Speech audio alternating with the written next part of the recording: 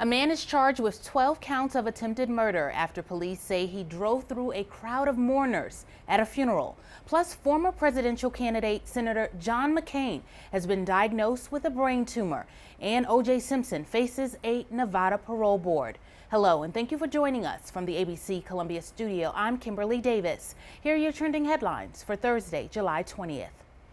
Bond was set at $5 million for a man who struck several mourners as they gathered for a graveside service Wednesday afternoon because he was angry at the State Department of Mental Health. This, according to police. 64-year-old James Kester is facing 12 counts of attempted murder following the incident at Green Lawn Memorial Park Cemetery. We spoke with a family member of one of the victims who was at today's bond hearing.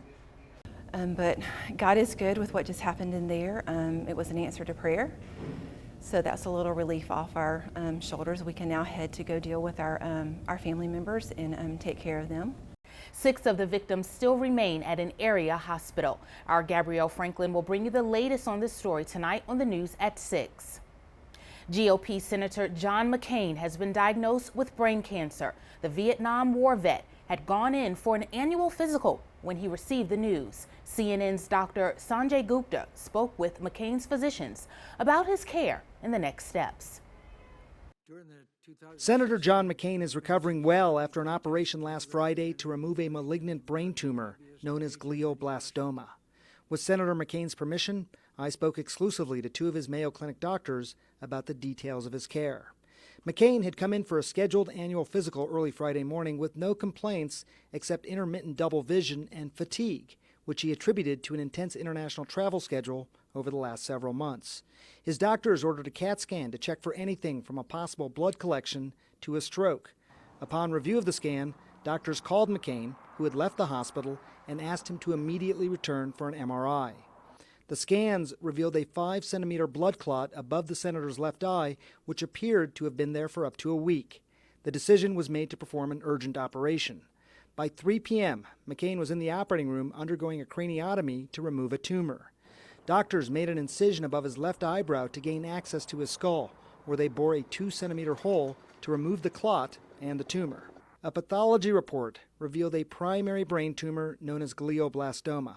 It's the most aggressive type of brain cancer. It is the same type of tumor that Beau Biden and Ted Kennedy had. With treatment, which usually includes radiation and chemotherapy, the median survival is 14 months, but it can be 5 years or even longer. This is not Senator McCain's first health scare. In 2000, he was diagnosed with invasive malignant melanoma. From having a lot of exposure to the sun when I was very young and having fair skin. Doctors removed a dime-sized melanoma from McCain's left temple. That was the most serious of several other bouts with skin cancer. When McCain was campaigning for president in 2008, I had a chance to review all of his medical records. Details of his health since then have remained private, until just now. His doctors at the Mayo Clinic, who've been treating him for several years, said it was McCain's gut instinct, knowing that something just wasn't right. Reporters spoke with Senator Lindsey Graham on whether or not McCain will return to the Senate, and here's what he said. If it's physically possible, he'll be back as soon as possible. Now, he's got to make a decision here about quality. You know, showing up is important, but, I think we all want him here where he can really deliver a message, and he wants to come back in the worst way. He loves his family, he loves his friends, but his passion above all else is his voice for his country. And how's his spirit? How was his mood when you talked to him? Well, it was better than mine. Today, O.J. Simpson is scheduled to appear before a parole board to make his case for freedom.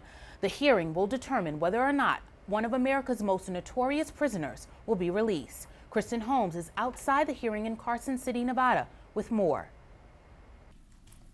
One-time NFL great O.J. Simpson has spent the last 8.5 years behind bars. I missed my 2 younger kids who worked hard getting through high school. I missed their college graduations. Famously acquitted for the 1994 murder of his ex-wife, Nicole Brown Simpson, and her friend, Simpson was found guilty in 2008 of kidnapping, armed robbery, and 10 other charges after he and a group of men robbed 2 sports memorabilia dealers at gunpoint in a Las Vegas hotel room.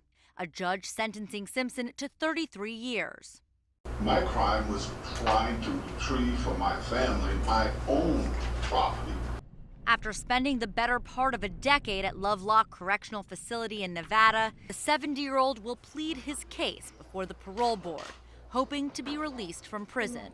I gave him my word that I would try to be, or would be, the best person that they've ever had here.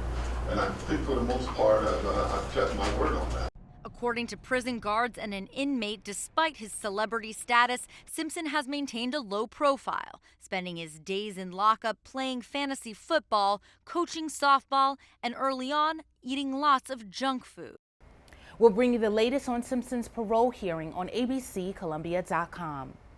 Thank you to the staff and scholars at Claflin University's Freedom School for inviting me to serve as your guest reader today during Harambe. I thoroughly enjoyed myself, and I hope you enjoyed the book, The Day Dennis Lost His Who. Join us for news, weather, sports, and more on air, online, and on the ABC Columbia mobile app. I'm Kimberly Davis. Enjoy the rest of your Thursday, and thanks for watching.